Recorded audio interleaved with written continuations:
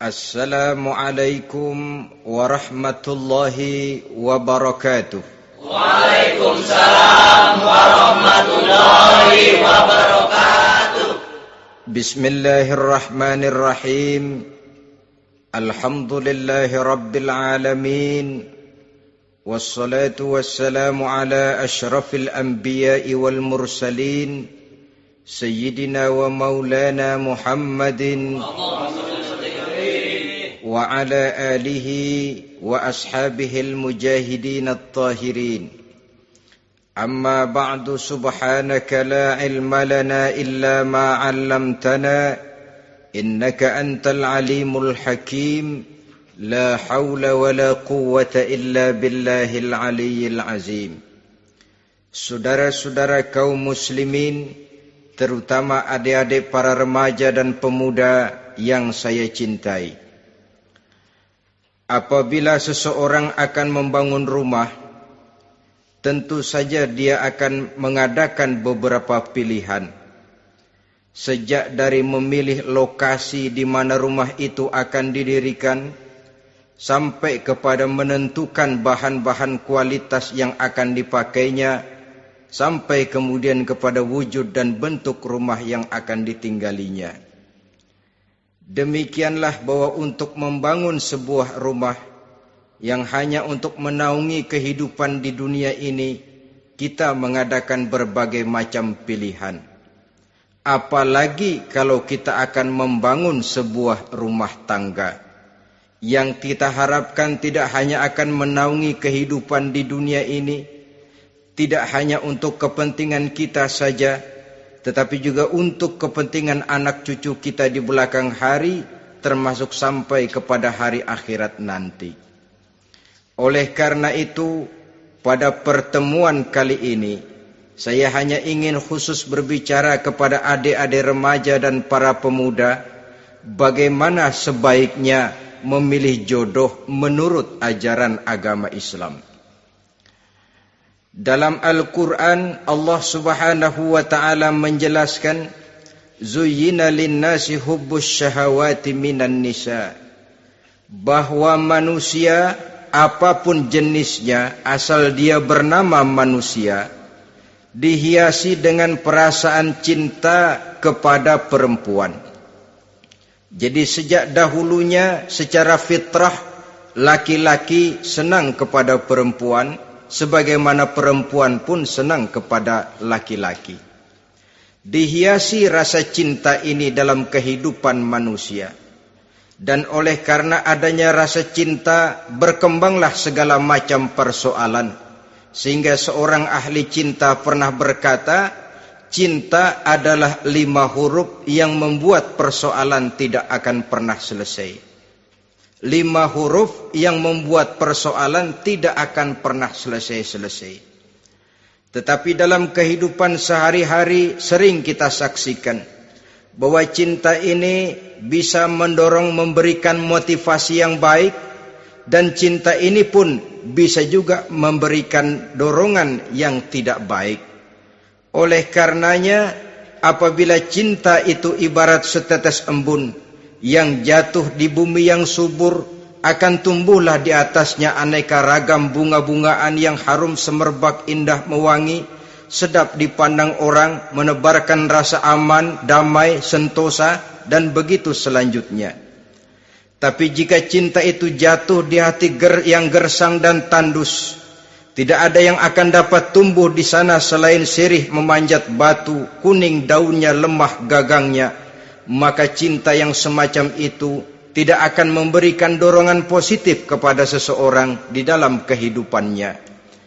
Maka lebih dahulu kita akan membicarakan cinta dalam artian yang positif ini, untuk nanti sampai kepada perempuan yang bagaimana yang harus kita cintai, atau laki-laki yang bagaimana yang harus dicintai oleh seorang perempuan.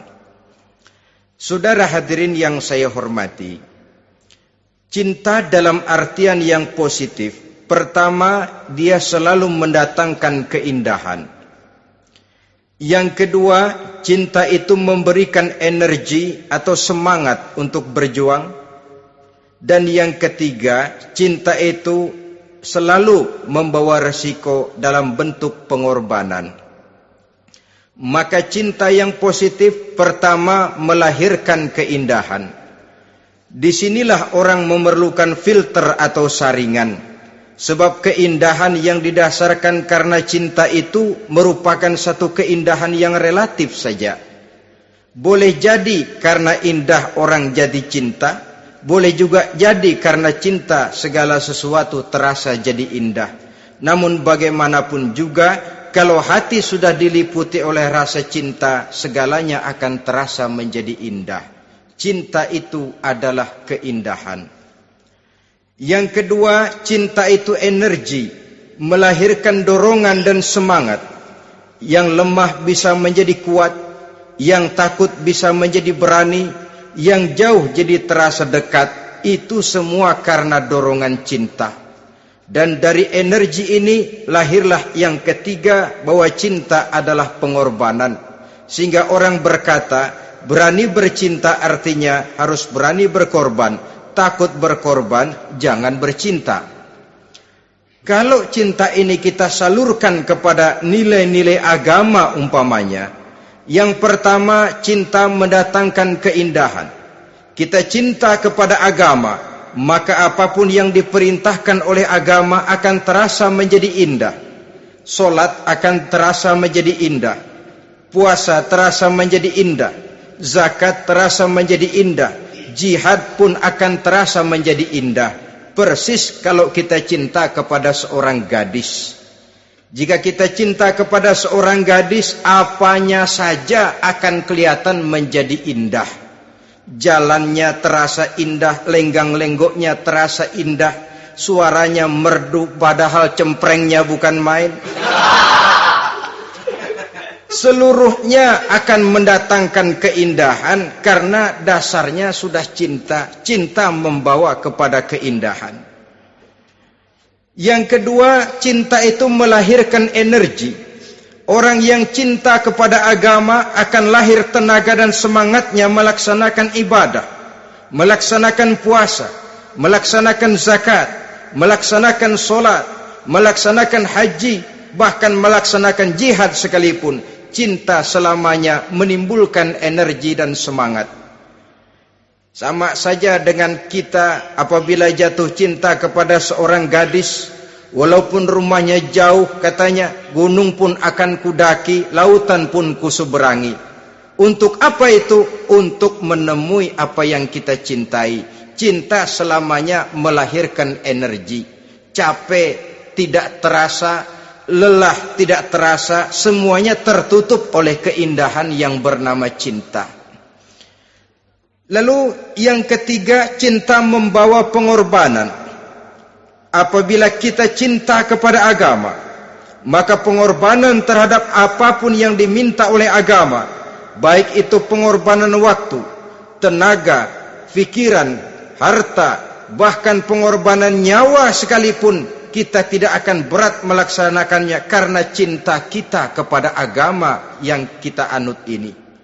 Demikian juga cinta kita kepada seorang perempuan akan membuat kita rela berkorban. Apapun yang dia minta, jangankan kita tidak mampu, kita tidak mampu sekalipun, kita masih berusaha untuk mampu guna memenuhi tuntutan si buah hati belahan jantung. Kadang-kadang malam minggu si doi ngajak nonton, umpamanya duit tidak ada, gajian belum, kerja enggak. Timbullah inisiatif, entah sepatu kita jual ke tukang loa, entah celana mampir dulu ke tempat lain. Yang penting kita berkorban untuk memenuhi permintaan si buah hati belahan jantung. Ketika itu pengorbanan sudah tidak kita rasakan lagi. Bahkan pengorbanan yang paling pedih sekalipun, dalam gurau, dalam bercanda misalnya, dicubit kita oleh kekasih kita, pedih bukan main, terkelupas kulit, mengalir darah, bukan nangis, nyengir. malah kadang-kadang minta tambah dicubit lagi.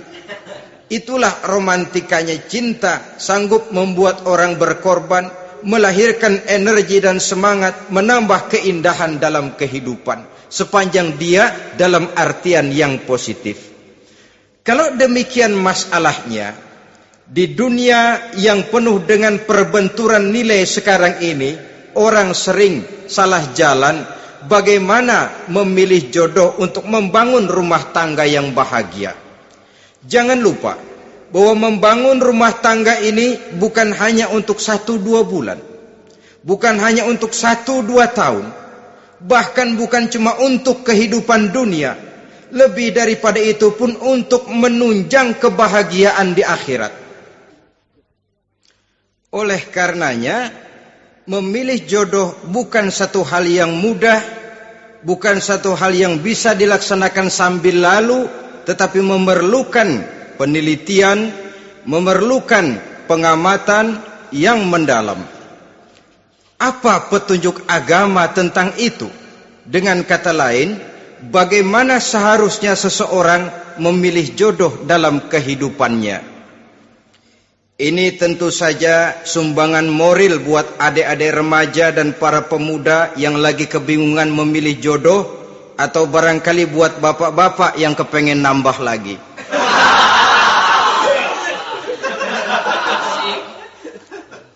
Mohon maaf kepada ibu-ibu, saya tidak menganjurkan, cuma ngajarin. Yang pertama, menurut Nabi, nikahilah perempuan itu karena rupanya, karena hartanya, karena keturunannya, dan karena agamanya.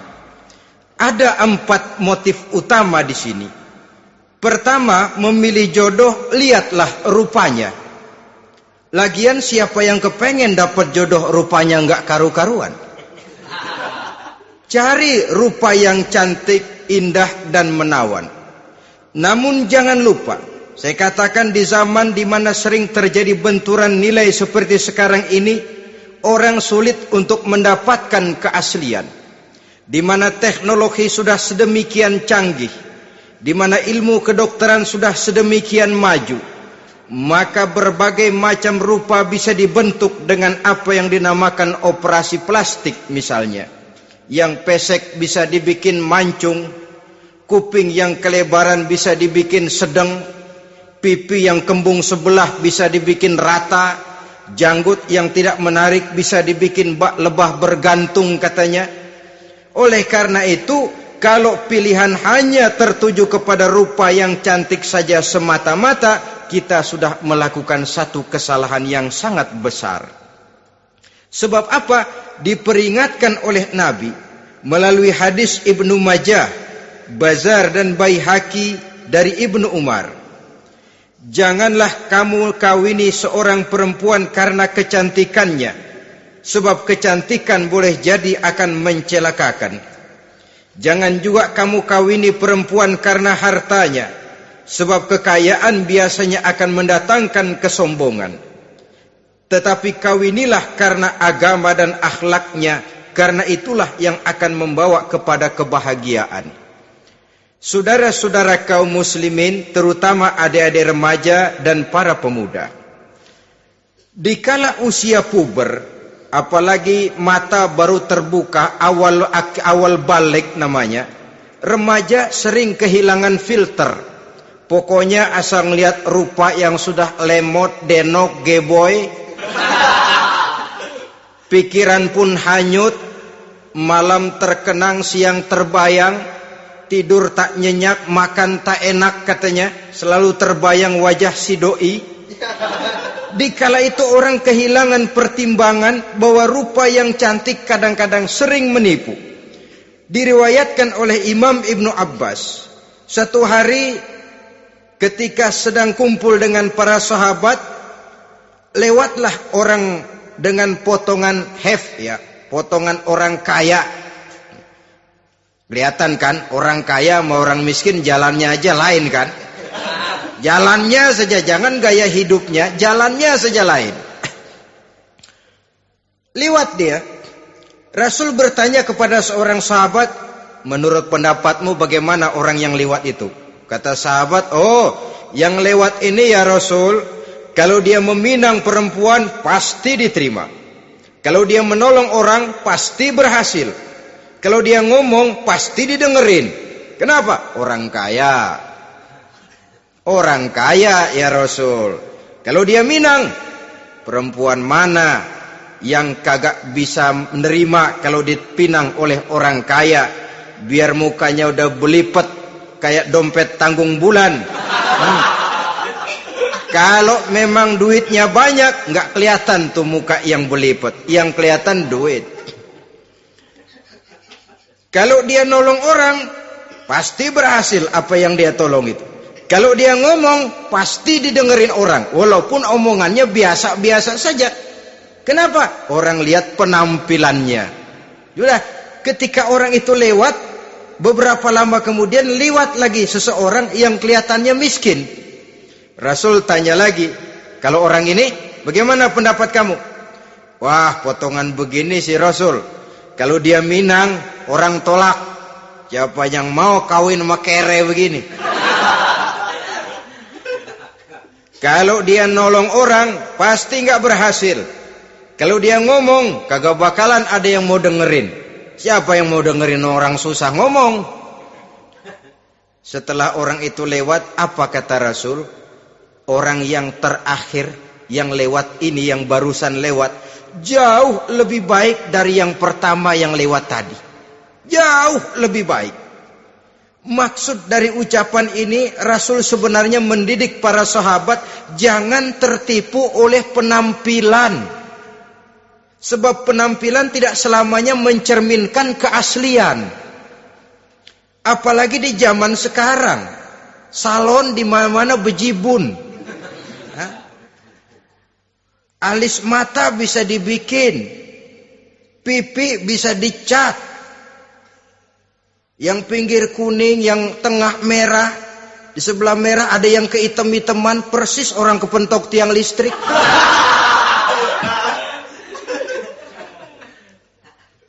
Kecantikan yang artifisial, kecantikan yang bukan alami. Karena itu silakan saja cari yang cantik, tapi jangan terpaku sampai di situ. Sebab kecantikan di samping dia mudah berubah oleh pergeseran masa dan pertukaran waktu, ternyata penampilan tidak selamanya mencerminkan keaslian. Lain hari seorang sahabat pernah mengadu, "Ya Rasul, ada apa? Inna imraati la turaddu yadul lamis."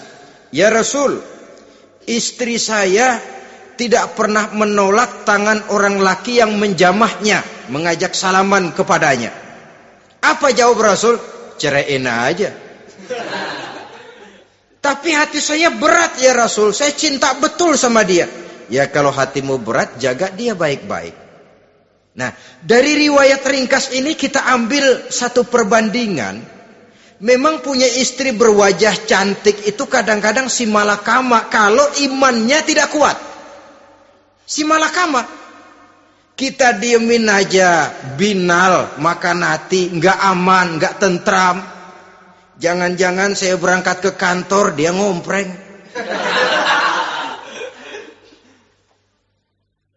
Buah si malakama, seperti orang tadi, ya Rasul. Istri saya kelihatannya, sebenarnya nggak negatif maksudnya ini, cuma bersalaman, tapi terlalu ngobrol. La turaddu yadul lamis, tidak pernah menolak orang yang ngajak salaman. Ya sekedar salaman. Tapi kan awalnya dari salaman. Kalau sudah salaman kan strum bisa ngederdet dari tangan situ. Kata Rasul sederhana saja. Ya kalau memang begitu ceraiin. Saya nggak kuat Rasul. Saya cinta betul sama dia. Kalau kau tak kuat berpisah dengan dia, jagalah dia baik-baik. Ajar, didik, tanamkan rasa keagamaan di dalam hatinya. Saudara-saudara kaum muslimin, jadi rupa yang cantik tanpa didasari oleh nilai-nilai agama akan membuat seorang suami di rumah tangganya seperti si malakama. Seperti berhadapan dengan buah si malakama kalau tidak diiringi dengan nilai-nilai moral yang luhur dan bekal agama yang tangguh.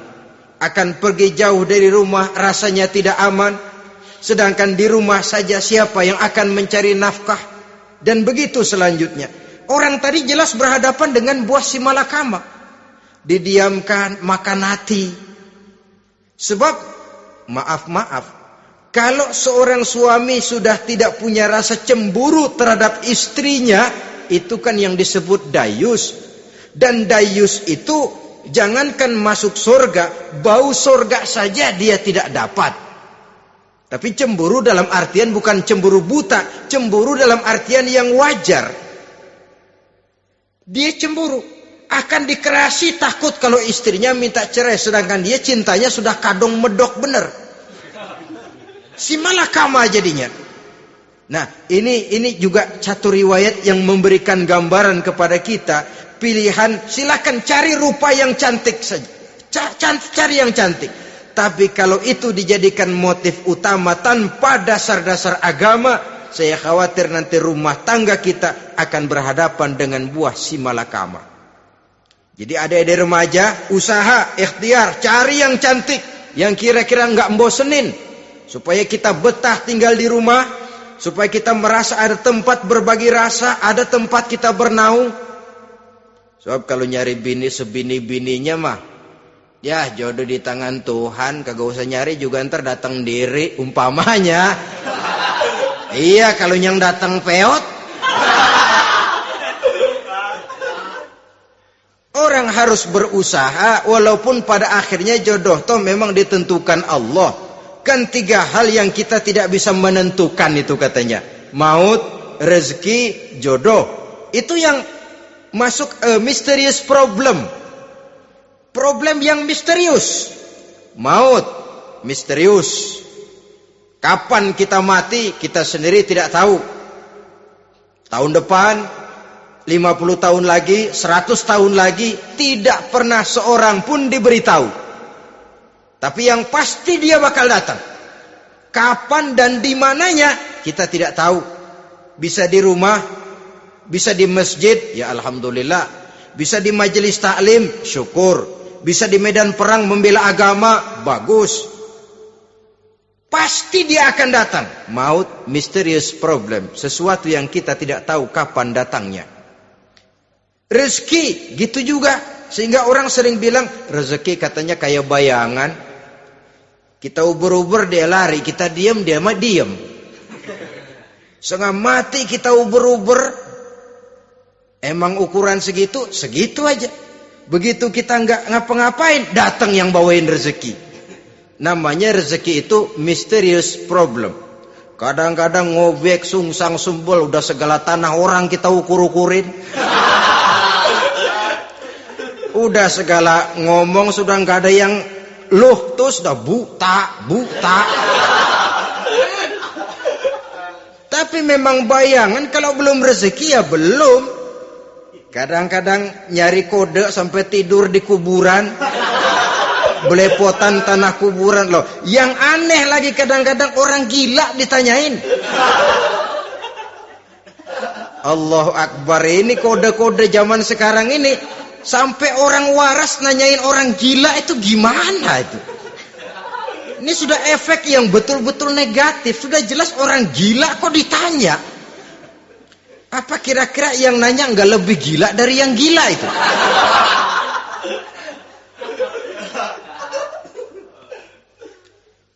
Saudara-saudara kaum muslimin, terutama adik-adik remaja dan para pemuda, jadi silakan saja cari rupa yang cantik. Karena dia akan jadi tautan hati, buah hati belahan jantung. Tempat kita berbagi rasa, tempat kita pulang dan tinggal di rumah tangga kita. Tapi hendaknya kecantikan rupa itu diiringi juga dengan kecantikan budi. Karena itu cari rupa yang cantik. Ini pilihan utama. Yang kedua, kata Nabi, harta, cari yang kaya. Tetapi jangan lupa, jangan dijadikan pilihan utama. Karena kekayaan sering mendatangkan kesombongan. Apalagi kalau seorang pemuda mendapat istri orang kaya. hidupnya dimodali oleh istrinya, maka biasanya wibawanya sebagai seorang suami akan hilang. Akhirnya komando di tangan istri. Dikala itulah suami tidak lebih daripada prajurit yang taat kepada komando istrinya. Padahal menurut konsep Quran, ar-rijalu qawwamuna 'alan nisa, laki-laki diciptakan sebagai pembimbing bagi perempuan. Kalau nanti suatu saat terjadi benturan, sedangkan modal diberikan oleh istri, terjadilah pengungkitan.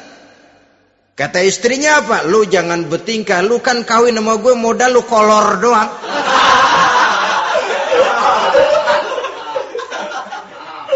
Kalau sekarang bertingkah silakan keluar rumah. Bawa seperti engkau datang dulu, jangan bawa apa-apa. Pergilah seperti engkau datang dulu kemari. Hilanglah wibawa seorang suami. Suami kalau udah digentak sama istri begitu, ngelempuruk kayak ayam sampar. Di mana lagi letak wibawanya? Harta sering mendatangkan kesombongan. Oleh karena itu, walaupun diperintahkan cari yang keturunan orang kaya, tapi maksudnya jangan dompleng.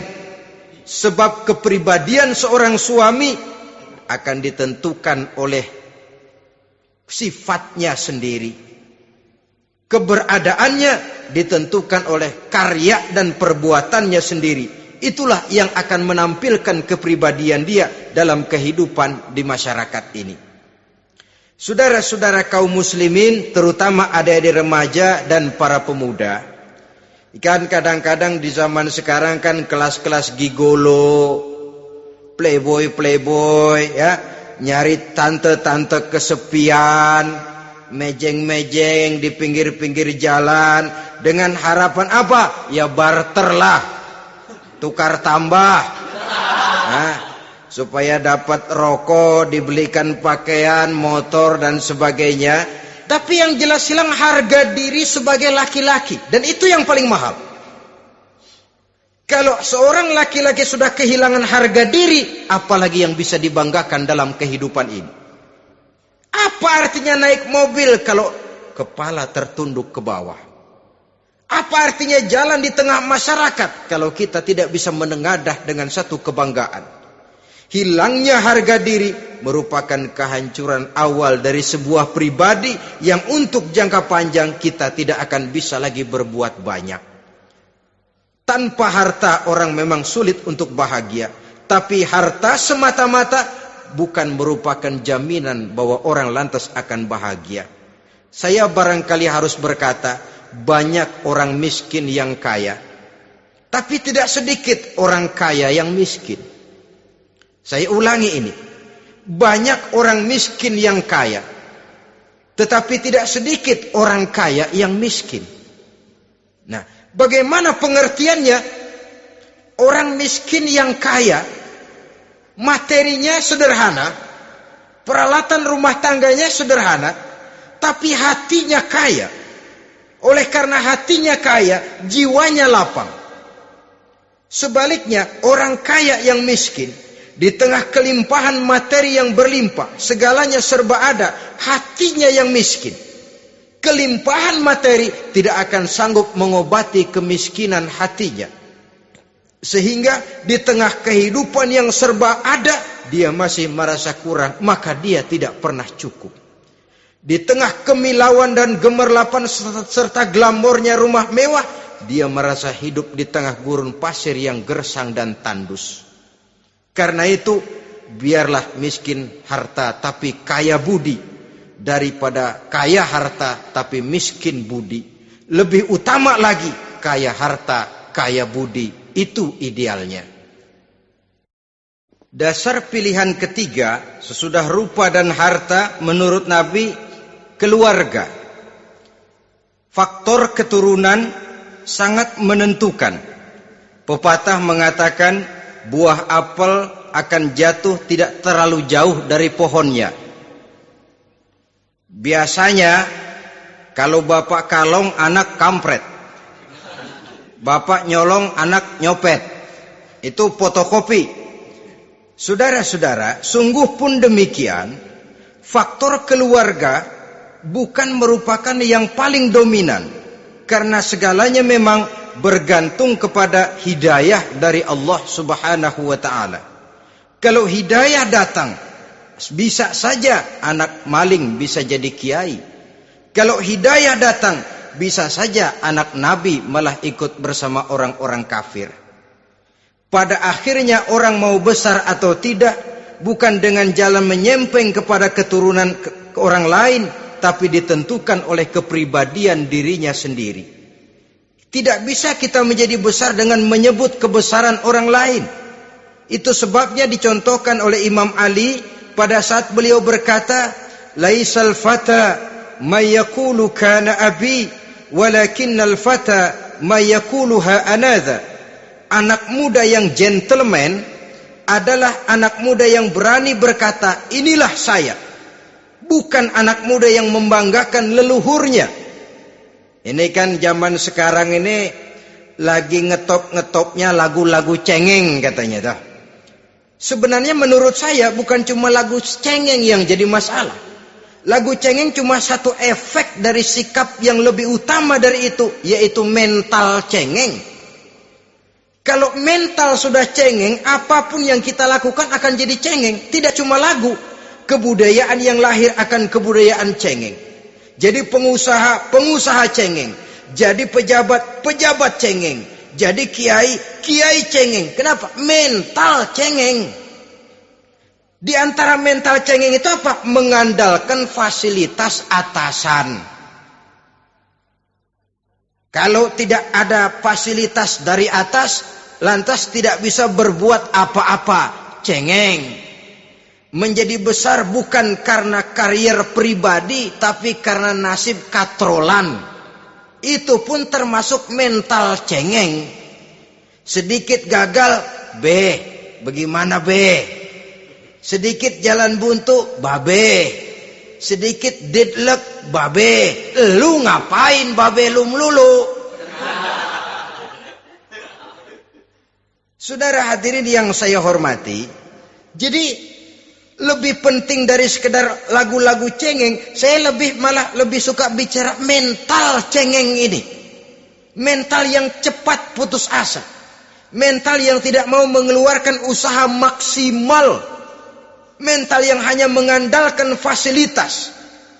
Sedangkan pribadinya tidak lebih daripada pribadi sumuhun dawu, pribadi kulon nuwun, pribadi kumaha juragan wae, pribadi oke bos, pribadi asal bapak senang. Bukankah itu semua merupakan cermin dari mental-mental yang cengeng, yang untuk jangka panjang tidak akan pernah menguntungkan daripada pembangunan bangsa dan negara yang kita cintai ini.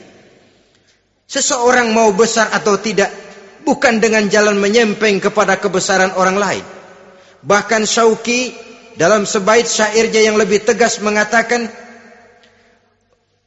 wa syarrun nasi zu khumulin iza fakhartahum zakarul jaduda wa syarrun nasi wa khairun nasi zu syarafin qadimin aqama li nafsihi syarafan jadida. Generasi yang paling jelek adalah generasi pemalas. Kalau kelihatan orang lain lebih hebat dari dia, disebut-sebutnya kebesaran nenek moyangnya. Dia sendiri nggak punya prestasi apa-apa.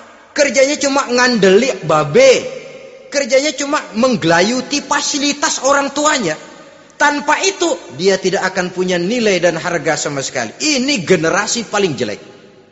Kalau orang lain kelihatan lebih hebat, dia sebut nenek moyangnya. Lo sih belum apa-apa lo, baru kopral lo. Engkong gua no, komandan Hansip. Engkong ya. Engkongnya yang disebutin. Dia sendiri tidak punya prestasi apa-apa. Jadi silahkan saja cari gadis dari keturunan keluarga yang baik-baik. Tapi jangan jadikan tendensi utama, jangan dengan niat untuk menyempeng kepada kebesarannya. Tapi paling tidak dengan niat agar mudah-mudahan dari benih yang baik ini akan lahir keturunan-keturunan yang baik pada akhirnya nanti. Itu yang kita harapkan. Bukan lalu dengan pertimbangan, weh, mertua gue bos nih, kali aja begitu gue kawin dia mampus. Ini semua warisan kan jatuh kemari semua. Kalau itu niatnya sudah jelas salah. Kita mencari perempuan dengan keturunan-keturunan yang baik dengan berharap agar anak-anak kita nanti yang akan merupakan benih cucunya akan melahirkan kebaikan-kebaikan seperti leluhurnya dulu. Saudara, pilihan yang keempat kata Nabi, agama. Ini yang paling inti. Kenapa? Agama itu motivasinya moral. Di sini segalanya ditentukan. Rupa yang baik, harta yang banyak, keluarga yang luhur. Kalau sudah dilandasi oleh agama yang rapuh, bahkan tidak beragama sama sekali, ketiga hal di atas tadi hanya akan mendatangkan malapetaka. Sekarang kan kita tertipu oleh penampilan. Padahal penampilan belum tentu kenyataan. Di jalan-jalan kita akan lebih terpesona melihat gadis pakai miniskirt di atas lutut ketimbang kita melihat gadis-gadis yang pakai jilbab. Kalau sudah pakai jilbab keliwat, yang usil banyak banget, bau sorga nih. Bau sorga katanya. Tapi kalau sudah yang pakai miniskirt itu yang lewat, itu dari ujung ke ujung mata kagak mau kedip. Laler nemplok di mata kagak dirasain. Kita terpesona oleh penampilan zahir, padahal penampilan belum tentu memantulkan hal yang sebenarnya. Tapi memang itulah watak manusia. Watak manusia, saya katakan manusia tanpa kecuali. Tetapi bergantung kepada pemikiran jangka pendek atau jangka panjang. Kalau jangka panjang yang kita pikirkan, ya tentu kita tidak akan mudah terpesona oleh hal yang zahir. Sampai-sampai Quran sendiri mengatakan budak yang hitam legam tapi beriman itu lebih baik daripada orang-orang musyrik walaupun cantik, denok, lemot, geboy. Ada lagi nggak bahasa yang lebih dari itu? Cantik, denok, lemot, geboy, bahenol, nerkom. Tapi kafir masih lebih baik budak yang hitam legam sekalipun. Kalau dia beriman. Kenapa? Rumah tangga untuk jangka panjang. So itu Islam tidak membolehkan kawin campuran dengan lain agama. Walaupun ada ayat yang mengatakan boleh kawin dengan ahlul kitab. Tapi sebagian mufassir menjelaskan bolehnya kawin dengan ahlul kitab itu dalam kondisi darurat. Dalam kondisi normal tidak bisa. Kenapa? Kalau sudah berlainan agama, akan terjadi kerancuan rumah tangga untuk jangka panjang. Bagaimana membina dalam keharmonisan di rumah tangga? Bagaimana nasib anak-anak nanti? Kadang-kadang ada keluarga, kami sih keluarga modern. Anak-anak kami berikan kebebasan untuk milih agama apa saja. Bapaknya Islam, istrinya Kristen, anaknya ada yang Hindu, Buddha. Bagus nih, keluarga pecel namanya. Bagaimana keluarga modern bisa seperti itu? Padahal seorang suami bertanggung jawab di hadapan Allah. Dia akan ditanya tentang istrinya. Dia akan dimintakan pertanggungan jawab tentang anak-anaknya. Kalau istri kita berlainan agama, mungkin terjadi pengkaplingan. Pokoknya kalau anak perempuan ikut ibu, anak laki ikut bapak. Administrasi dunia bisa begitu. Tapi akhirat, pertanggungan jawab di hadapan Allah. Bisakah kita? Sorry aja Tuhan emang janjinya begini. Saudara hadirin yang saya hormati, oleh karena itu budak legam hitam kalau beriman masih lebih baik daripada orang-orang yang tidak beriman walaupun cantik dan mempesona. Kenapa? Ini faktor agama. Ya buat 1-2 bulan bisa terwujud rumah tangga yang tentram. 2-3 tahun mungkin masih bisa bertahan, tapi sampai kapan? Sampai kapan itu akan terwujud? Pada akhirnya akan muncullah dilema yang akan sulit buat diatasi. Oleh karenanya motif agama dijadikan stres oleh Nabi. Fasfar bizatiddin taribat yadak. Pilih agama sebagai titik sentral, sebagai pilihan utama. Kalau agamanya kuat, walaupun rupanya sederhana, tapi karena nilai agamanya kuat, dia bisa menyenangkan hati suaminya. Dia bersolek untuk kepentingan suaminya. Dia taat kepada suaminya. Harta, dia anak orang kaya untuk membantu perjuangan suaminya. Tapi kalau tidak ada modal agama, rupa yang cantik bisa menyengsarakan suami. Apalagi kalau suami kere. Istrinya sudah cantik, kaya ataupun tidak kaya kadang-kadang. Udah, suaminya suruh ngempu di rumah, bininya yang kerja. Ya kalau kerja mendingan kalau dikerjain itu.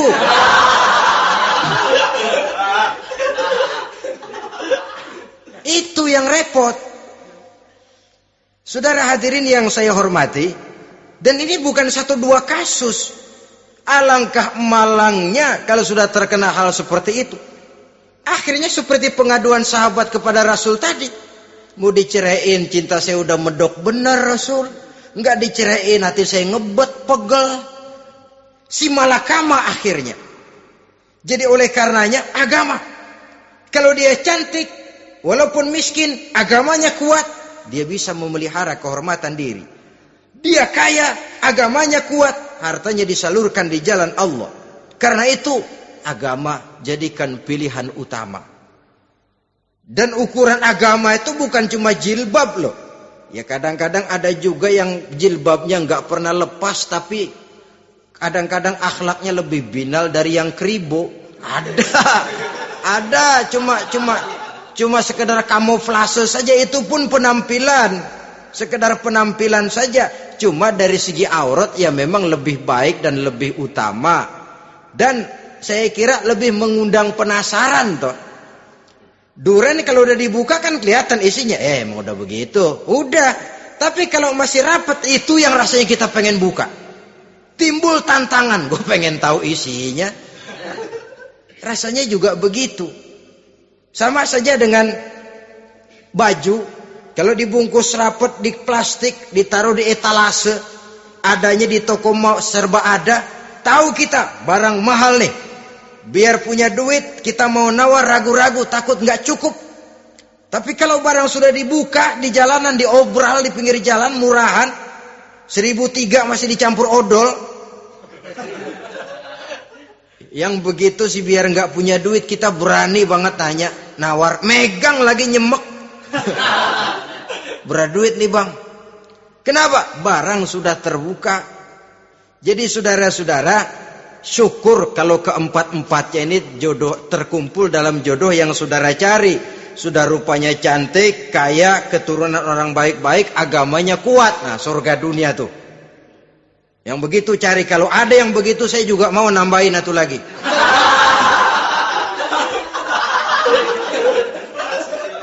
Tapi yang kumpul keempat-empatnya ini terus terang saja langka. Makhluk langka ini. Kadang-kadang cantik, kaya, keluarganya hebat, agamanya nol, akhlaknya kayak setan. Tapi yang paling celaka kalau empat-empatnya kagak ada. Rupanya jelek, melarat, bapaknya biang maling, kagak beragama lagi. Apanya yang mau dipilih? Mampus saja mendingan. Sudah nggak ada pilihan sama sekali tuh.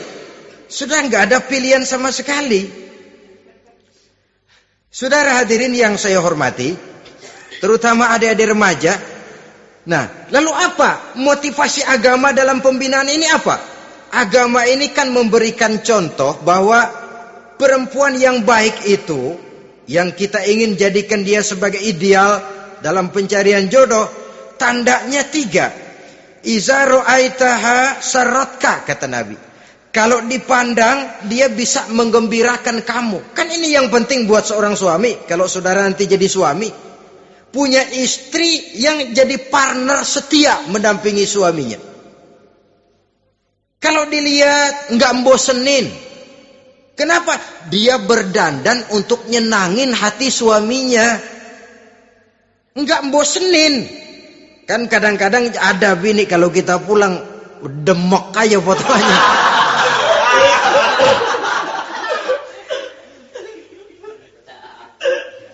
Ini yang bikin suami nggak betah di rumah ini kan yang begini.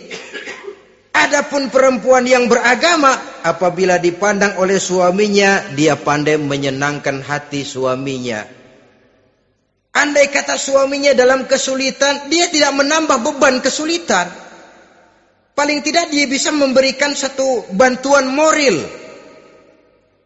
Bantuan moral untuk mengurangi beban kesulitan daripada suaminya. Suami pulang dagang rugi, kata istrinya, romantika bang. Sekali-sekali lah, masa selamanya dagang mau untung. Besok siapa tahu untung lebih besar. Kan meringankan toh.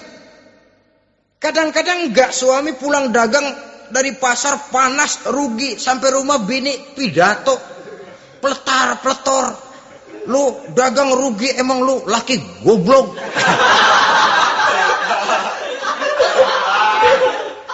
Sudahlah di pasar rugi, di rumah digoblok-goblokin. Ini nanti kena penyakit broken home yang begini ini.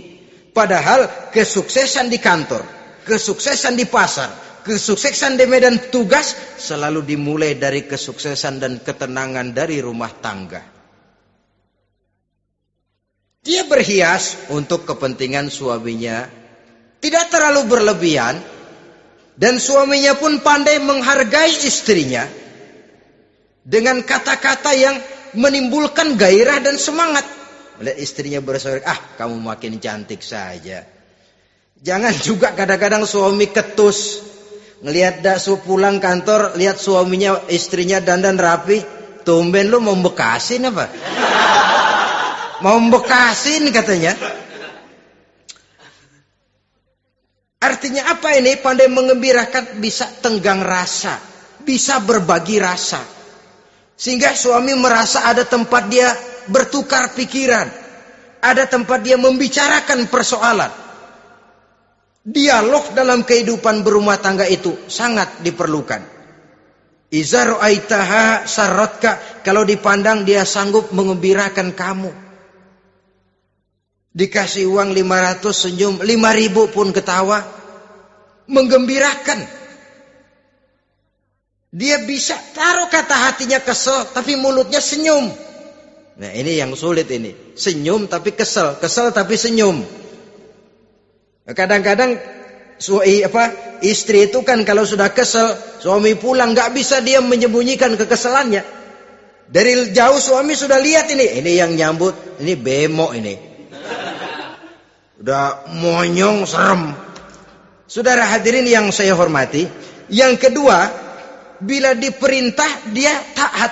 Ini pengaruh agama. Sehingga Nabi mengatakan, "Lau amartu li ahadin ayyasjuda ila ghairiha, la amartul mar'ata litasjuda ila zawjiha, likibari haqqihi 'alaiha." Andai kata saja boleh aku memerintahkan manusia untuk sujud kepada sesama manusia, pastilah aku perintahkan perempuan untuk sujud kepada suaminya. Kenapa? Karena besar hak suaminya kepada dirinya. Untung sujud kepada manusia tidak boleh. Andai kata boleh, perempuan disuruh sujud sama suaminya. Ini tidak perlu sampai sujud, cium tangan saja minta ridho suami. Kadang-kadang perempuan sekarang berat. Paling banter setahun sekali lebaran doang. Laki pulang sembahyang tubruk, cium tangan, minta redo, nangis segala macam. 3 hari habis lebaran beras habis, monyong aja lagi.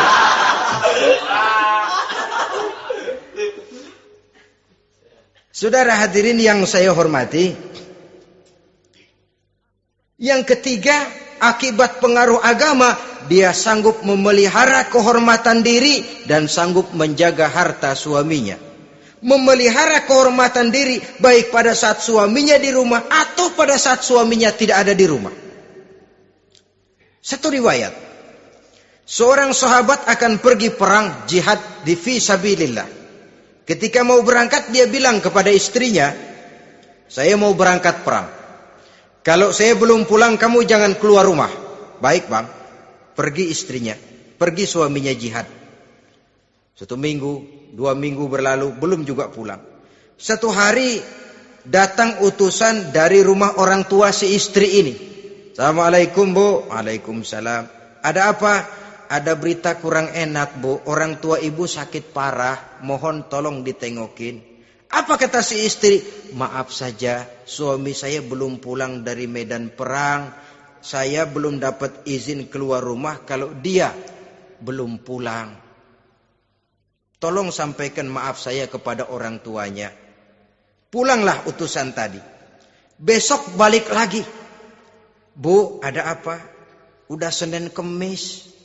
Napasnya sudah sampai tenggorokan. Tolong tengokin buat terakhir kalinya bu.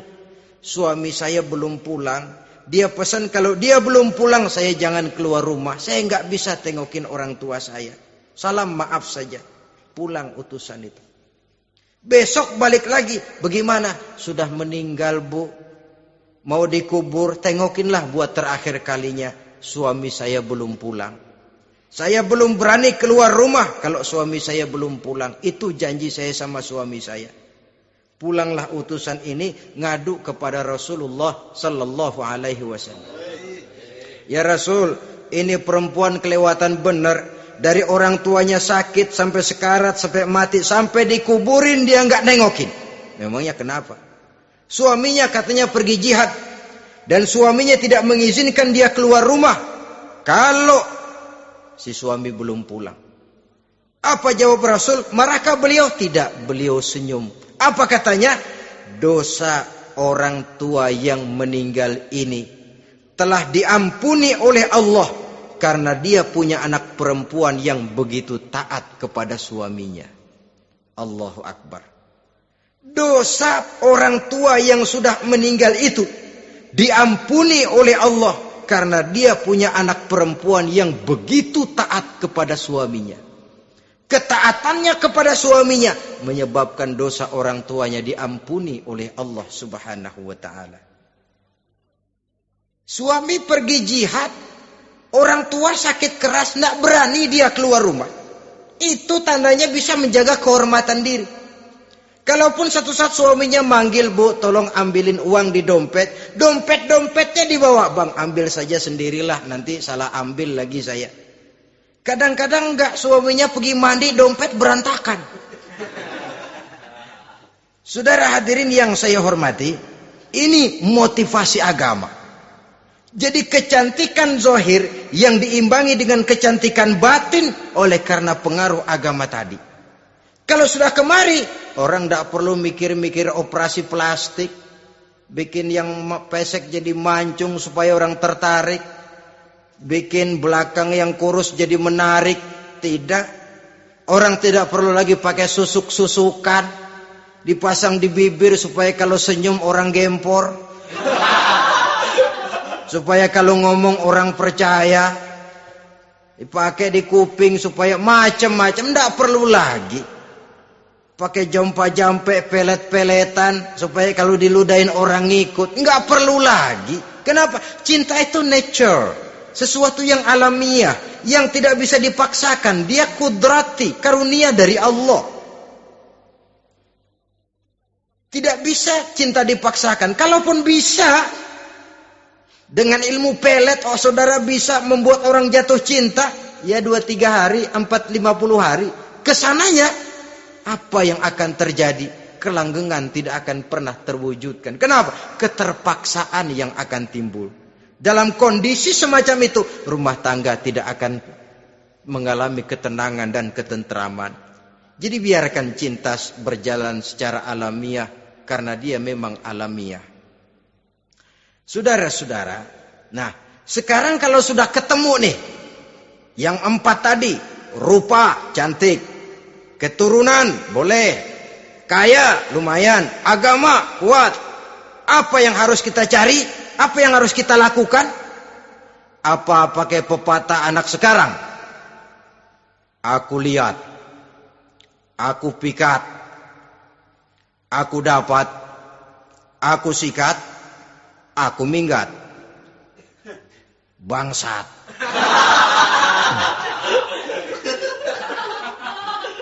Itu kan ada moto cinta kilat begitu tuh. Cinta kilat katanya. Aku lihat, aku pikat, aku dapat, aku sikat, aku minggat. Bangsat. Atau kita harus hanyut dalam arus free love, free sex, summon living, eksperimen dulu? Tidak. Islam mengajurkan kalau memang seret, ini rasanya ini nih, mantap gue nih. Apa yang diajarkan oleh Islam selanjutnya? Meminang, saudara-saudara. Meminang adalah langkah awal untuk mengikat tali pernikahan. Diizinkan meminang, dan di dalam meminang pun diizinkan untuk melihat. Cuma kalau boleh, ya syaratnya itu waktu melihat itu jangan sampai ketahuan si perempuan yang akan kita pinang itu. Untuk apa kita meminang? Pertama untuk yakin bahwa perempuan yang kita inginkan ini sudah kumpul syaratnya itu, tidak ada cacatnya. Yang kedua, untuk memperkuat tekad hidup berumah tangga, diperlukan meminang. Adapun adat itu berbeda. Tapi bahwa konsep meminang itu dalam Islam ada, itu jelas. Ya kalau mesti bawa pisang raja, pakai roti buaya, pakai martabak segede ban mobil truk segala macam, itu adat saja, ya. Tapi yang real meminang itu ada dalam Islam. Nah, bagaimana adab meminang? Setelah kita tahu anak ini cantiknya ya, keturunan baik, ya kekayaannya lumayan, agamanya kuat, pinanglah dia. Caranya boleh lihat langsung. Lihat langsung kalau bisa tanpa setahu si perempuan. Dan batas yang boleh dilihat itu muka dan tangan. Itu saja. Jadi jangan gerusak. Minta permisi Pak, saya mau ngelihat anak bapak seutuhnya. Soalnya buat saya ini nanti. Apanya aja dibedolin, jangan. Kira-kira yang boleh itu muka sama tangan. Andai kata kita risih, sebab nanti kalau nggak jadi akan jadi timbul rasa malu dan si perempuan juga kasihan. Boleh mengutus perempuan yang kita percaya. Coba kau ke sana, lihat kondisinya yang sebenarnya bagaimana. Kalau ngelihat dari jauh sih utuh, siapa tahu nanti tangannya kurang sebelah. Coba lihat sana. Saudara-saudara, kemudian boleh juga ditanyakan kepada orang tuanya. Dan dalam hal ini orang tua si gadis tidak boleh menyembunyikan aib atau cacat yang dimiliki oleh anaknya. Dia harus menceritakan apa adanya, sampai pun kekurangan anaknya yang paling kecil sekalipun. Sebab apa? Jangan sampai istilah pepatah beli kucing dalam karung. Kedengeran suaranya doang meong-meong, begitu dibuka tuh kucing gempor sebelah kakinya nggak ada. Kan tentu kita tidak kepengen kecewa di belakang hari. Itulah perlunya meminang sebagai jembatan untuk menuju kepada pernikahan. Nah, dengan demikian kalau sudah usaha meminang ini dilaksanakan, jangan merasa sudah setengah resmi. Ini yang kadang-kadang jadi penyakit. Malah sesudah meminang harus masing-masing lebih menjaga diri, menjaga kehormatan, menjaga pergaulan. Kenapa? Agar saat memasuki jenjang pernikahan nanti merupakan jenjang yang sangat ditunggu-tunggu. Ada rasa keinginan tahu.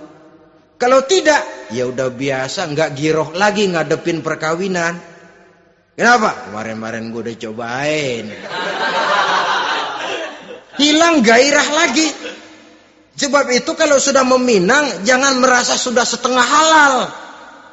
Udah minang ini Kadang-kadang orang tua juga konyol. Sudah dipinang, diumbar. Lu bawa kemana keda lu udah pinang? Padahal meminang itu cuma langkah awal. Sedangkan selanjutnya harus lebih berusaha menjaga kehormatan diri sampai pada saat nanti pelaksanaan pernikahan. Nah, saudara-saudara, terutama adik-adik remaja dan para pemuda, walaupun agak sekilas memang karena terbatasnya waktu pada pertemuan ini, mudah-mudahan bisa memberikan gambaran yang sepintas tentang bagaimana sebaiknya kita memilih jodoh di dalam membina rumah tangga yang bahagia. Semoga ada manfaatnya. Terima kasih atas segala perhatian.